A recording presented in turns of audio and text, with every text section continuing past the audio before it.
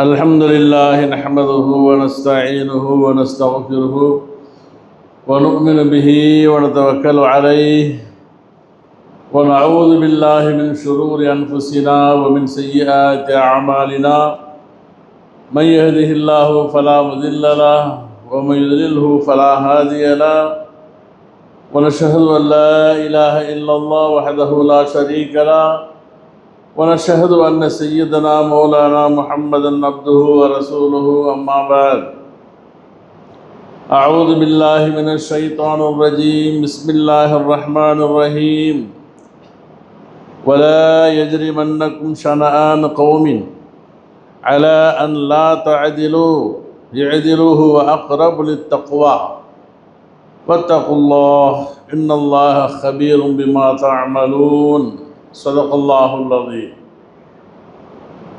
اللهم صل على سيدنا محمد وعلى آل سيدنا محمد وبارك وسلم اللهم صل على سيدنا محمد وعلى آل سيدنا محمد وبارك وسلم اللهم صل على سيدنا محمد وعلى آل سيدنا محمد وبارك وسلم السلام عليكم ورحمة الله وبركاته.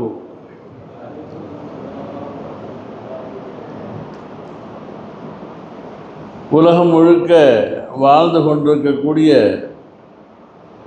இந்த மனித சமுதாயம் கல்வியிலும் அறிவியலிலும் ஆராய்ச்சியிலும் மேம்பட்ட நிலையிலே புது புது கண்டுபிடிப்புகளை கண்டுபிடித்து உலக அரங்கில் பெரும் பெரும் சாதனைகளை படைத்து கொண்டிருக்கக்கூடிய ஒரு காலகட்டம் இது. மனிதர்கள் நாகரிகத்திலே மேம்பட்டு அறிவியல் உச்சாணியிலே கோலோச்சு கொண்டிருக்கக்கூடிய இந்த காலகட்டத்தில்தான் மறுபுறம் இந்த மனித சமுதாயம் எந்த அளவிற்கு சீர்கெட்டு இருக்குகின்றது, நிலை குலைந்திருக்குகின்றது, இன்சானியத் என்று சொல்லக்கூடிய மனிதமம் என்பது பாழாகி போயிருக்குகின்றது என்பதை குறித்தும் நாம் சிந்திக்க இருக்கின்றோம். இன்று நமது பாரத தேசம், இந்திய திருநாடு ஆங்கிலேயரிடமிருந்து விடுதலை அடைந்து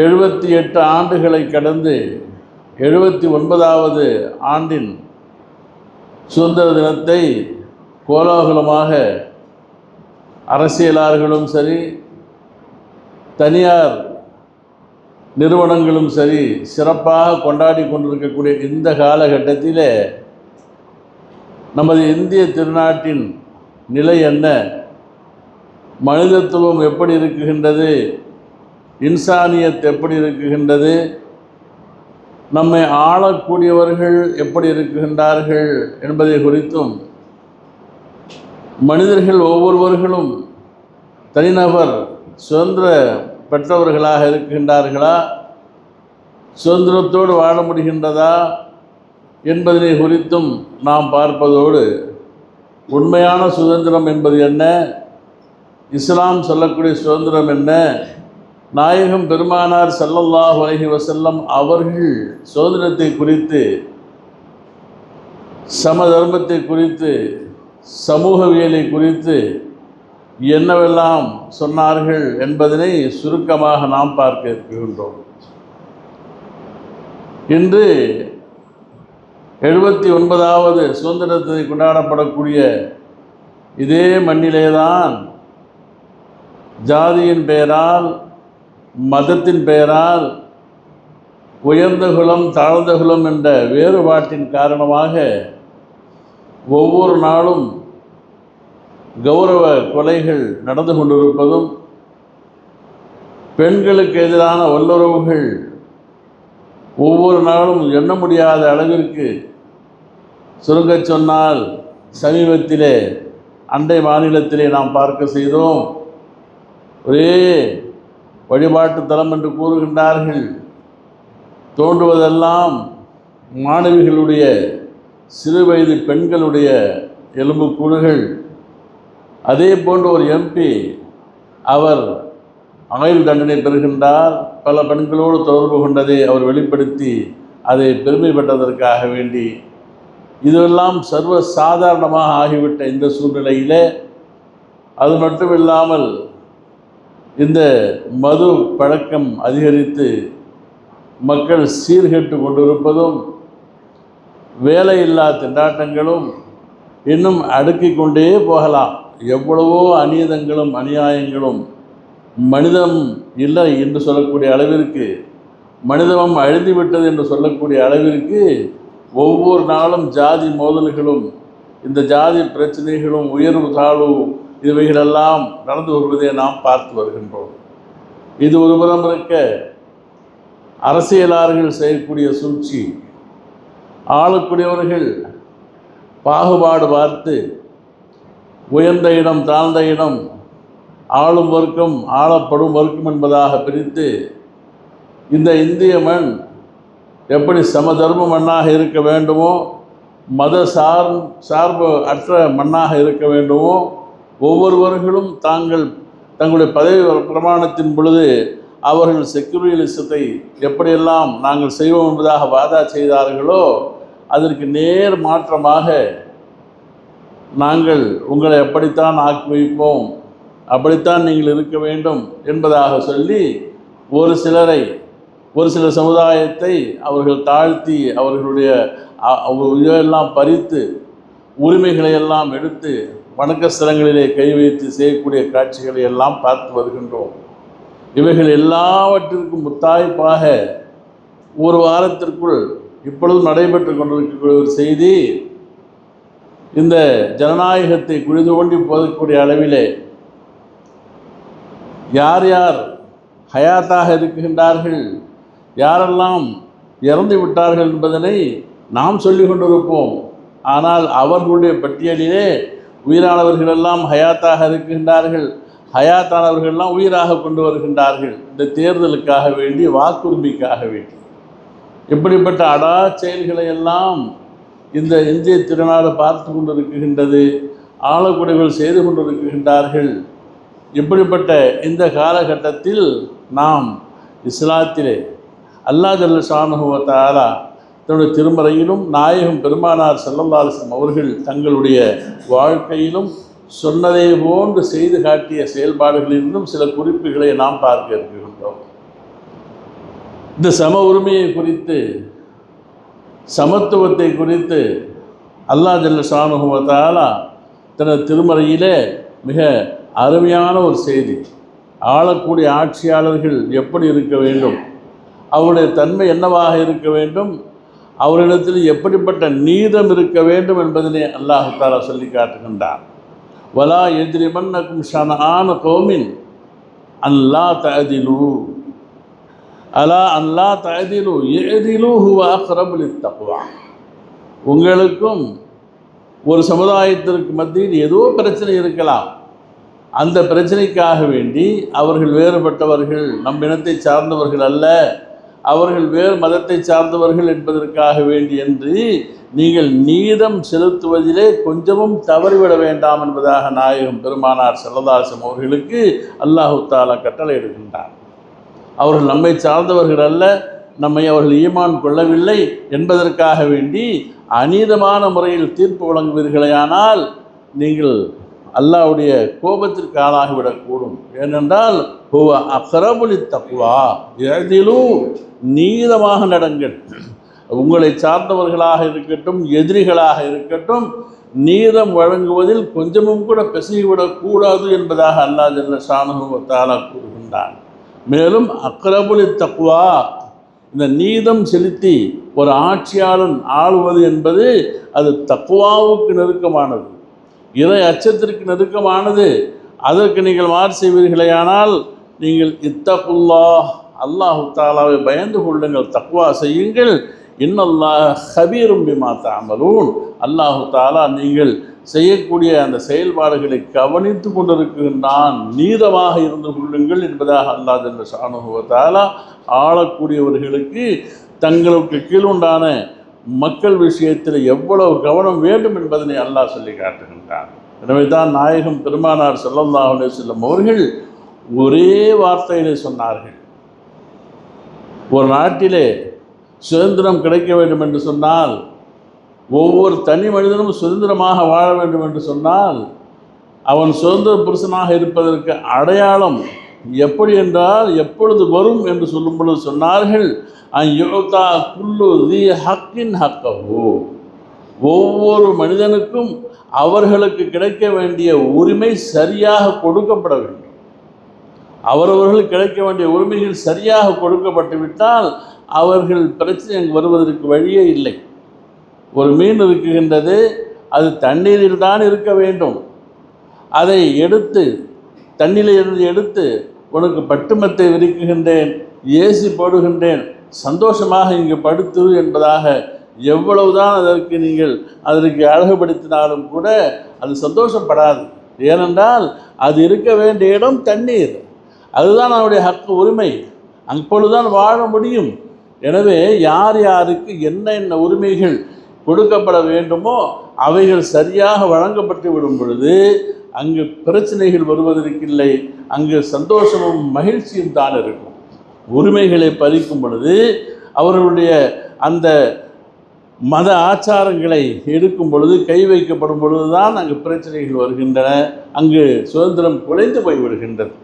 எனவே தான் நாயகம் பெருமானார் ஸல்லல்லாஹு அலைஹி வஸல்லம் அவர்கள் எல்லா விஷயத்திலும் தனி மனிதர்கள் தொடுத்து ஒரு சமுதாயம் தொடுத்து அவர்கள் நீதமாக நடப்பதை அவர்கள் வலியுறுத்த செய்தார்கள். மதீனாவிற்கு செல்கின்றார்கள். அங்கு அவருடைய நிலைமை என்னவென்று சொன்னால், எல்லோரும் முஸ்லீம்களாகிவிடவில்லை. ஒருபுறம் யூதர்கள் வாழ்ந்து கொண்டிருக்கின்றார்கள், மறுபுறம் கிறிஸ்தவர்கள் வாழுகின்றார்கள், இன்னொரு புறம் முனாஃபிக்குகள் என்று சொல்லக்கூடிய நயவஞ்சகர்கள் இருக்கின்றார்கள், இன்னொரு புறம் முஷ்ரிக்குகள் என்று சொல்லக்கூடிய இணை வைப்பாளர்களும் இருக்கின்றார்கள். இந்த 4 தரத்தார்களுக்கு மத்தியில் நாயகம் பெருமானார் ஸல்லல்லாஹு அலைஹி வஸல்லம் அவர்கள் நீதத்தோடு மத சகிப்பு தன்மையோடு அந்த வணக்கத்தா ஸ்தலங்களை அவரவர்கள் வணங்குவதில் எந்த விதமான தடையும் செய்து விடாமல் அவர்களை சரியான முறையில் நடத்தி பெருமானார் ஸல்லல்லாஹு அலைஹி வஸல்லம் இந்த உலகத்திற்கு முன்மாதிரியாக திகழ்ந்து காட்டினார்கள். மனித உரிமைகளை சரியாக பேணினார்கள். தனி மனிதனுடைய உரிமைகள் எந்த அளவிற்கு, இவன் தாழ்ந்தவன், இவன் கோயிலுக்குள் வரக்கூடாது, இவனுக்கு இந்த இடம் அவனை தொடக்கூடாது, பார்க்கக்கூடாது என்பது இந்த அரபுலகத்திலே இப்பொழுது இந்த இந்திய மண்ணில் காணப்படுவதை விடவும் மிக மோசமாக இருந்தது. பெண்ணடிமைத்தனம் இன்னும் மோசமாக இருந்தது, சொல்ல முடியாத அளவிற்கு. ஒரு ஹதீஸில் வருகின்றது, நாயகம் பெருமானார் ஸல்லல்லாஹு அலைஹி வஸல்லம் சபையிலே ஒரு சஹாபியை அமர்ந்திருக்கின்றார்கள். இஸ்லாத்திற்கு புதிதாக வந்தவர்கள். பெருமானார் ஸல்லல்லாஹு அலைஹி வஸல்லம் அவர்கள் பெண்களுடைய உரிமையை குறித்து, பெண்கள் விஷயத்தில் நாம் நடந்து கொள்ள வேண்டிய முறைகளை குறித்து பேசி கொண்டிருக்கும் பொழுது அந்த சஹாபி கண்ணீர் வல்க அழுது கொண்டிருக்கின்றார். அப்பொழுது பெருமானார் அவர்கள் விசாரித்தார்கள், தோழரே தாங்கள் அழுக என்ன காரணம் என்று கேட்ட பொழுது, நான் ஒரு பெரும் பாவி, குற்றம் செய்துவிட்டேன், என்னுடைய பாவத்தை அல்லாஹ் மன்னிப்பானா இல்லையோ என்ற பயம் எனக்கு வந்துவிட்டது, நான் வெளியில் சொல்லுவதற்கு கூட அஞ்சுகின்றேன் என்பதாக சொல்கிறாங்க. இல்லை, சொல்லுங்கள், எப்பொழுது நீங்கள் இஸ்லாத்திற்கு வந்துவிட்டீர்களோ உங்களுடைய முந்தைய பாவங்கள் அனைத்தும் மன்னிக்கப்பட்டு விட்டது, கவலைப்பட வேண்டாம், அல்லாஹ் உங்களை மன்னிப்பான், என்ன தவறு செய்தீர்கள் அதை மட்டும் நீங்கள் சொல்லுங்கள் என்று சொன்ன பொழுது அந்த சஹாபிக்குரிய அந்த செய்தியை ஹதீஸ் கிதாபிலேயே நாம் பார்க்கலாம். சஹாபி கூறுகின்றார்கள், ஐயாமுல் ஜாஹிலியா அறியாமை காலத்திலே பெண் பிள்ளை பிறந்துவிட்டால் அவமானம், நான் ஒரு பெண் பிள்ளையின் தந்தை என்று வெளியில் சொல்லுவது அசிங்கம் என்றிருந்த காலம் அது. அதுபோன்ற சூழ்நிலையிலே என்னுடைய மனைவி கற்புற்று விட்டால், கற்பமாகிட்டான், எனக்கு நான் பேசி வைத்து கொண்டேன் மனைவியிடத்திலே, ஒரு கால் இந்த குழந்தை பெண் பிள்ளையாக இருக்குமேயானால் அதை நாம் கொன்றுவிட வேண்டும், விழுது கொண்டு புதைக்க வேண்டும், ஒரு பெண்ணின் தந்தை என்று சொல்லுவதிலே எனக்கு பெருமை இல்லை, அதை சாகடித்தே ஆக வேண்டும் என்பதாக அவர் சொல்லிக்கொண்டே இருந்தேன். நான் சொல்கிறார், நான் சொல்லிக்கிட்டே இருந்தேன். அவருடைய பிரசவ காலம் நெருங்குகின்றது. அந்த காலகட்டத்தில் எனக்கு வெளியூருக்கு ஒரு வியாபார நிமித்தம் செல்ல வேண்டிய ஒரு சூழ்நிலை. நான் சென்று விட்டேன். சென்றதன் பின்னர் பிரசவமாகின்றது. பெண் பிள்ளை தான் பிறக்குகின்றது. அந்த குழந்தையை பார்த்து அதனுடைய அழகிலே மயங்கி பெற்றெடுத்த தன் பிள்ளையை எப்படி கொலை செய்வது, தன் புருஷன் இப்படியெல்லாம் சொல்லிக் கொண்டு இருக்கின்றானே என்பதற்காக வேண்டி அந்த குழந்தையை தன்னுடைய ஒரு சொந்தக்கார பெண்ணிடத்திலே கொடுத்து வளர்க்கும்படியாக சொல்லிவிட்டால் அந்த பெண்மணி, மனைவி, என்னுடைய மனைவி சொல்லிவிட்டால்னு அவர் சொல்கிறாங்க. பயணமெல்லாம் முடிந்து வந்த பிறகு சொல்கிறாங்க, பொம்பளை பிள்ளை தான் பிறந்தது, அதை கத்தம் பண்ணியாச்சு, முடிச்சாச்சு என்பதாக அவங்களுக்கு பதில் சொல்லிட்டாங்க. என் மனைவி என்ற சொல்கிறாங்கன்னா சாஹிபி சொல்கிறாங்க. கொஞ்ச காலம் கழித்தது. அந்த குழந்தை நடக்கக்கூடிய பருவத்திலே எங்களுடைய இல்லத்திற்கு வரப்போக இருந்தது. அந்த தாய்க்கு தெரியும் தன் பிள்ளை என்பதாக. அந்த குழந்தையின் மீது எனக்கு பாசம் ஏற்பட்டது.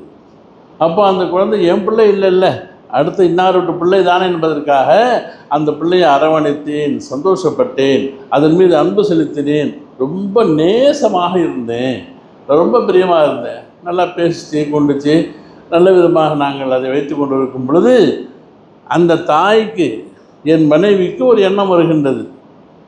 அதான் பிரியமாக இருக்கிறாங்க இல்லையா, இனிமேலையெல்லாம் கொலை செய்ய மாட்டாங்க, இந்த பிள்ளையை நம்மளே வச்சுக்கோ நம்ம வீட்லேயே என்பதாக நினைத்து என் மனைவி ஒரு நாள் என்னிடத்திலே, இது நான் பெற்ற பிள்ளைதான், உங்களுடைய மகள்தான், நீங்கள் கொண்டு விடுவீர்களோ என்ற அச்சத்திலே வளர்க்க வைத்திருந்தேன், இன்ன இடத்திலே கொடுத்து என்பதாக சொன்ன பொழுது மனசில் ஒரு அச்சம் வந்துருச்சு. ஏன் பிள்ளையா, இதற்கு நான் தந்தையா என்ற எண்ணம் எனக்கு வரவே நான் உள்ளுக்குள் பகைமையை வைத்து கொண்டு வெளியில் மகிழ்ச்சியாக இருப்பதை போன்று நடித்தேன். அந்த பிள்ளையோடு பாசமாக இருப்பதை போல நடிக்க செஞ்சேன். கொஞ்ச நாள் சென்றது. அந்த பிள்ளையும் என்னிடத்தில் ரொம்ப பாசமாகிடுச்சு. என் மனைவி சரி புருஷன் ஏற்றுக்கிட்டார் என்ற எண்ணமும் வந்து எங்கள் வீட்டில் தான் இருந்தாங்க. என்றாலும் அந்த மூட பழக்கம் என்னை விடவில்லை, முந்தைய பழக்கம் என்னை விடவில்லை. பெண் பிள்ளை வீட்டில் இருக்கக்கூடாது, பெண் பிள்ளைக்கு தந்தை என்று சொல்வதிலே அவமானம் இருக்குஎன்பதை அறிந்து ஒரு நாள் வெளியூருக்கு செல்லுவதாக சொல்லி ஒரு விசேஷத்திற்காக அந்த குழந்தையை அழைத்து சென்றேன். அழைத்து சென்று மிக தூரமான ஒரு ஊரிலே சென்று ஒரு பாலம் கிணற்றிலே இதை தூக்கி என் கையால் போட்டேன். போட்டால் அந்த குழந்தை கத்துகின்றது, அப்பா, தந்தையே, யா அபி, என் தந்தையே என்னை காப்பாற்றுங்க, என்னையா இதில் போட்டீங்க என்பதாக கதற நான் அதை பார்த்து சாவது என் கண் முன்னாலே பார்த்தேன். யார சொல்லலாம், அந்த சாவி அழுகுறாங்க. சல்லாசமுடைய கண்களிலும் கண்ணீர் ஓடுகின்றது. அப்போ சொன்னாங்க, ஒருவேளை அல்லாஹ் இஸ்லாமானது முந்தைய பாவங்களை மன்னிக்க செய்கின்றது என்பதாக சொல்லாமல் இருப்பானே, ஆனால் உங்களை தண்டித்திருப்பேன், அல்லாஹ் உங்களுடைய பாவத்தை மன்னிச்சிருவான் என்று சல்லல்லாஹு சமாதானம் கூறியதாக அந்த ஹதீஸிலே காணப்படுகின்றது. அப்போது பெண்களுக்கு உண்டான அந்த அவநம்பிக்கை, வாழ முடியாத அந்த எதிரான பெண்களுக்கு எதிரான சூழ்நிலைகளை எல்லாம் மாற்றி நாயகம் பெருமானார் ஸல்லல்லாஹு அலைஹி வஸல்லம் அவர்கள் எப்படி கொண்டாந்தாங்க. பெண்களை அடிக்காதீர்கள், துன்புறுத்தாதீர்கள், அவர்களுடைய அந்த ஷஃபாத்தில் தான் உங்களுக்கு சொர்க்கம். நாளை கியாமத்துடைய நாளையிலே நீங்கள் எவ்வளவு பெரிய ஆபிதாக இருந்தாலும் சரி, ஒரு பெண் என் கணவன் உத்தமன், சிறந்தவன் என்பதற்கு பெண்கள் சாட்சியாக கொண்டு வரப்படுவார்கள். வெளியில் 4 பேரிடத்தில் வெளி வட்டாரத்தில் நல்ல மனிதராக, ஆபிதாக, பெரிய சாலிகானவராக தென்படலாம். அவருடைய உள்தன்மை அந்த பெண்ணுக்குத்தான் தெரியும். இவன் சிறந்தவனா, நல்லவனா, உத்தமமானவனா, அயோக்கியவனா என்பதை ஒரு பெண் தான் சொல்ல முடியும். ஆக பெண்கள் அந்த அளவிற்கு உயர்ந்தவர்கள். அவர்களுக்கு பல உரிமைகளை, உலகத்தில் யாரும் கொடுக்காத உரிமைகளை பெருமானார் ஸல்லல்லாஹு அலைஹி வஸல்லம் அவர்கள் வழியாக அல்லாஹ் பெண்களுக்கு கொடுத்தான். உலகத்தில் யாரும் கொடுக்க இல்லை. மறுமணம் செய்து கொள்வதற்கு உலகத்தில் எங்கே அனுமதி இல்லை. பெண்கள் வாரிசாக முடியாது, சொத்து கொடுக்க முடியாது, பெண்கள் குலா செய்து கொள்ள முடியாது. இதுக்கெல்லாம் இஸ்லாம் வழிமுறையை கொடுத்து அவர்களை உன்னத இடத்திலே கொண்டு வருகின்றது. பெருமானார் ஸல்லல்லாஹு அலைஹி வஸல்லம் அவர்கள் ஒரு இதில் போகிறாங்க, பயணம் போகிறாங்க. போகும் பொழுது பெண்களுடைய 4-5 பெண்கள் சேர்ந்து ஒரு ஒட்டக தொட்டில்னு சொல்கிறது, ஒட்டகத்தில் மேலே தொட்டி மாதிரி இருக்கும், அதில் உட்காந்துருப்பாங்க, சுற்றி பர்தா போட்டு மூடப்பட்டு இருக்கும். அப்படி ஒரு பயணம் போகும் பொழுது ஒரு சஹாபி, அவங்க பேர் அஞ்சஷான்னு பேர், அந்த சஹாபிக்கு பேர் அஞ்சஷா. அந்த சஹாபி ஒட்டகத்தினுடைய கயிற்றை பிடித்து கொண்டு நடந்து செல்லுகின்றார்கள். அந்த சஹாபி ஒரு பாடகர், ராகமாக பாடுவார். அவர் பாட ஆரம்பித்து விட்டால் அவருக்கு நிறுத்தத்துக்கு தெரியாது, அந்த அளவு அதுலேயே அவர் ஊறி பண்ணுவார். இஸ்லாத்துக்கு முன்பு பெரிய இஸ்லாத்துக்கு வந்ததுக்கப்புறம் ஸல்லல்லாஹு அலைஹி வஸல்லம் அவர்களை பற்றி பாடுறாரு, அல்லாஹுவை பற்றி, குர்ஆனை பற்றி சிறப்பாக கவிதைகளை எல்லாம் பாடுவார். அப்படி அவர் பாடிக்கொண்டு அந்த ஒட்டக கயிற்றை பிடித்தவராக நடந்து செல்லுகின்றார். அவருடைய பாட்டினுடைய அந்த வேகத்திலே அந்த ஒட்டகம் தலையை ஆட்டி ஆட்டி சற்று வேகமாக நடந்து செல்லுகின்றது. அப்படி போகும் பொழுது பெருமானார் ஸல்லல்லாஹு அலைஹி வஸல்லம் அவர்கள் பின்னால் வருகின்றார்கள். வரும் பொழுது ஒரு வார்த்தை சொன்னார்கள், யா அஞ்சஷா, ஓ அஞ்சஷாவே, ருவைதக், கொஞ்சம் பொறுமையாக போங்க, கொஞ்சம் பொறுமையாக போங்க. அந்த ஒட்டக தொட்டியில் பெண்கள் இருக்கிறாங்கன்னு சொல்ல இல்லை, பெண்கள் இருக்கிறாங்க பார்த்து போங்க, அது கீழே சாஞ்சிட போகுதுன்றதாக சொல்லாமல் பில் கவாரீர் அப்படின்னாங்க. யா அஞ்சஷா ருவைதக்க பில் கவாரீர், அதில் பளிங்கி பொருட்கள், கண்ணாடி பொருட்கள் இருக்கின்றன, அவைகள் தகர்த்து விட வேண்டாம், விழுந்து விட வேண்டாம், உடைந்து விட வேண்டாம். அப்போ பெண்களை வைரங்களாக கண்ணாடியில் செய்யப்பட்ட அந்த உருவங்களாக பெருமானார் அவர்கள் அவ்வளவு பாதுகாப்பாக, ஒரு சாமான இப்போ நம்ம அனுப்பும் பொழுது போடுறோம் இல்லையா, வித் கேர்னு போடுவோம், இந்த கண்ணாடி பொருள் இருந்தாங்க ஒரு கோப்பை மாதிரி போட்டு உடஞ்சிடாமல் பார்த்துக்குங்கன்னு சொல்லியா, அந்த மாதிரி பெண்களை பெருமானார் ஸல்லல்லாஹு உயர்த்தி காட்டினார். தனிமனித சுதந்திரம். அன்று இந்த கருப்பர்கள் என்று சொன்னால் அவ்வளவு அவமானம். பெருமானார் அவர்களை மற்றவர்கள் ஈமான் கொள்ளாததற்கு காரணமாக இருந்த பிலால் ரலியல்லாஹு அன்ஹு தான். இந்த பிலால் அடிக்கடி ரசூலுல்லாஹ்ட்ட போய் உட்கார்றாங்க, இந்த பிலாலை பெருமானார் விரும்புகிறாங்க என்பதற்காக வேண்டி மக்கள் ரசூலுல்லாஹ் கிட்டே போகல, அவங்கள தொடமாட்டாங்க, அவங்கள பார்க்க மாட்டாங்க. கருப்பர்கள் சொன்னால் ஆகாது, அந்த அளவுக்கு தரம் தாழ்த்தி அவர்கள் வைத்திருந்தார்கள், மிருகத்தை விட மோசமான முறையிலே. என்றாலும் பெருமானார் ஸல்லல்லாஹு அலைஹி வஸல்லம் அவர்கள் இந்த இஸ்லாம் எல்லோருக்கும் சமமானது, எல்லோரையும் பாகுபாடு இல்லாமல் மதிக்கக்கூடிய மார்க்கம் என்பதனை இந்த உலகத்திற்கே காட்டக்கூடிய வகையிலே செய்த அந்த ஒரு செயல் இருக்குகின்றதை இன்றும் எல்லா சரித்திராசிரியர்களாலும் பேசப்படக்கூடிய மிக உயர்ந்த ஒரு செயல். இதில் 8ஆம் ஆண்டு எந்த மக்காவை விட்டு விரட்டப்பட்டார்களோ 8ஆம் ஆண்டிலே திரும்ப மக்காவிலே வெற்றி கொண்டவர்களாக வருகின்றார்கள் பெருமானார் ஸல்லல்லாஹு அலைஹி வஸல்லம் அவர்களும் சஹாபா பெருமக்களும். அப்போ மக்காவிற்கு வந்த பிறகு நாயகம் பெருமானார் அவர்கள் கஅபத்துல்லாவிற்கு செல்லுகின்றார்கள். அங்கு சென்று வகுல் ஜா அல் ஹக் வஸஹகல் பாத்தில், ஹக்கு வந்து விட்டது, பாத்தில் அழிந்து விட்டது என்பதாக சொல்லி தங்கள் கையில் வைத்திருந்த அசாவை கொண்டு ஒவ்வொரு சிலைகளையும் இஷாரா செய்தார்கள். அங்கிருந்த சிலைகள் எல்லாம் குப்புற விழுந்தன. இது ஒரு மோஜிசா, ரசூலுல்லாஹ்வுடைய ஒரு பெரிய மோஜிசா, அற்புதங்களில் உள்ளது. அப்படியே காட்டிக்கிட்டே வராங்க, எல்லாம் உழுந்து போச்சு, வெளியே தூக்கி போட்டுட்டு இப்போது காபத்துல்லா சுத்தப்படுத்தப்படுகின்றது. அங்கேருந்து இந்த சிலைகளை எடுத்தாங்க, அங்கே கூட எல்லாத்தையும் வரைஞ்ச அந்த ஓவியங்களை எல்லாம் அழிக்கப்படுகின்றது. அதன் பின்னர் பாங்கு சொல்லப்பட வேண்டும்.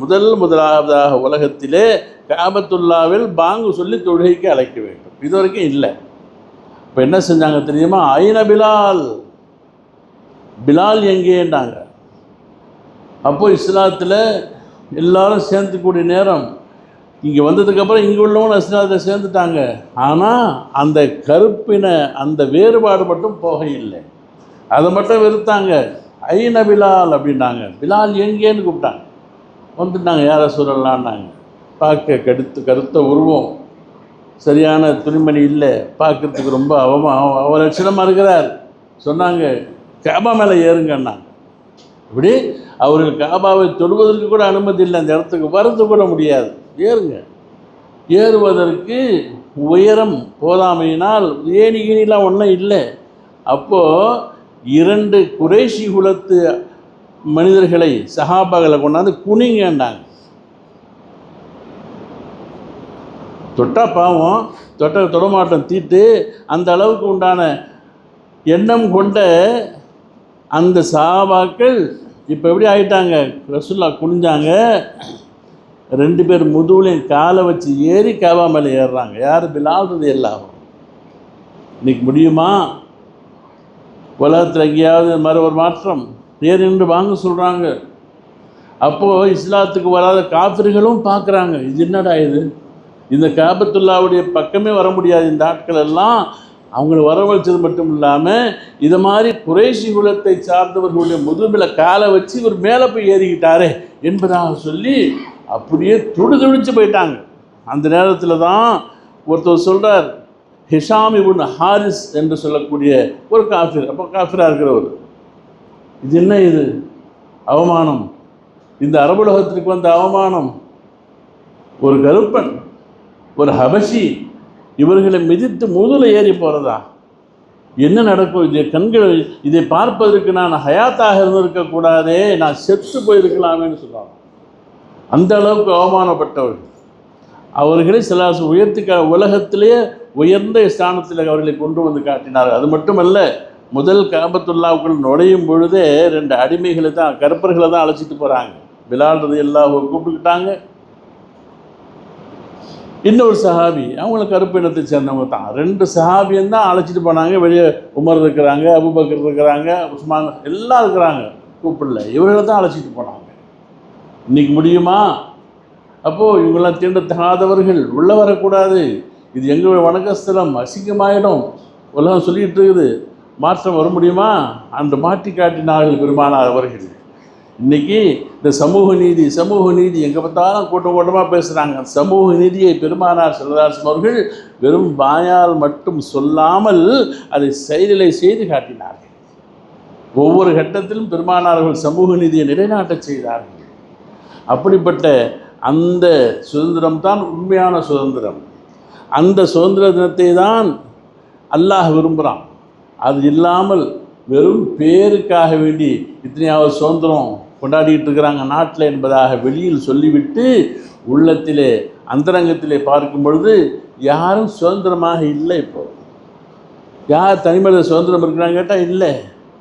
எல்லோருக்கும் பல குறைகள் ஆட்சியாளர்களால். இதான் முன்னாடி சொன்ன மாதிரி நம்ம ஹயாத்தாக இருக்கிறோமா இல்லையான்னு நம்மளுக்கே தெரியாது இப்போது. ஏன்னா ஓட் சீட்டில் எடுத்துருவான், இவங்கெல்லாம் மூத்தா போயிட்டாங்க அப்படின்னு சொல்லிட்டு. அதே மாதிரி மூத்தா போனால் நம்ம பாட்டெல்லாம் வந்துடுவார், அதில் பணம் சேர்த்து வச்சுருப்பான்.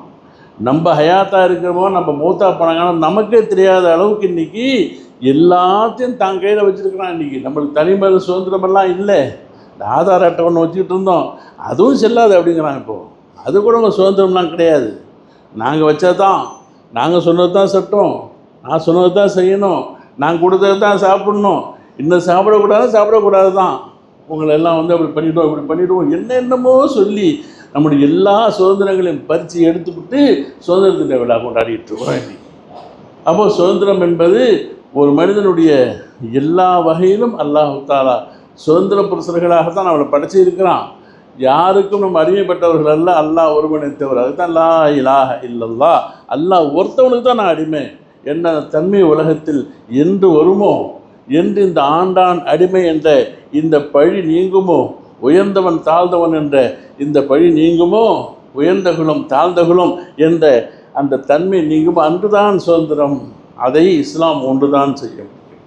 இஸ்லாத்தை தவிர எத்தனை தலைவர்கள் வந்தாலும் சரி, எவ்வளவு காலங்கள் போனாலும் சரி, நிச்சயமாக மனிதர்களால் அது ஏற்படுத்தவே முடியாது. அல்லாஹ் ஜல்ல ஷானுஹு வ தஆலா அதை நாயகம் பெருமானார் ஸல்லல்லாஹு அலைஹி வஸல்லம் அவர்களை கொண்டு அதை இந்த உலகத்துக்கு செய்தி காட்டினான். இஸ்லாம் மட்டுமே நமக்கு சுதந்திரத்தை கொடுக்கக்கூடியது என்பதனை, அந்த உண்மையான சுதந்திரத்தை அல்லாஹு தஆலா இந்த உலகம் முழுமைக்கும் அல்லாஹ் தந்தருளி உலக மக்கள் அனைவர்களும் சுதந்திர புருஷர்களாக வாழ்வதற்குண்டான தௌஃபீகை அல்லாஹ் செய்வானாக.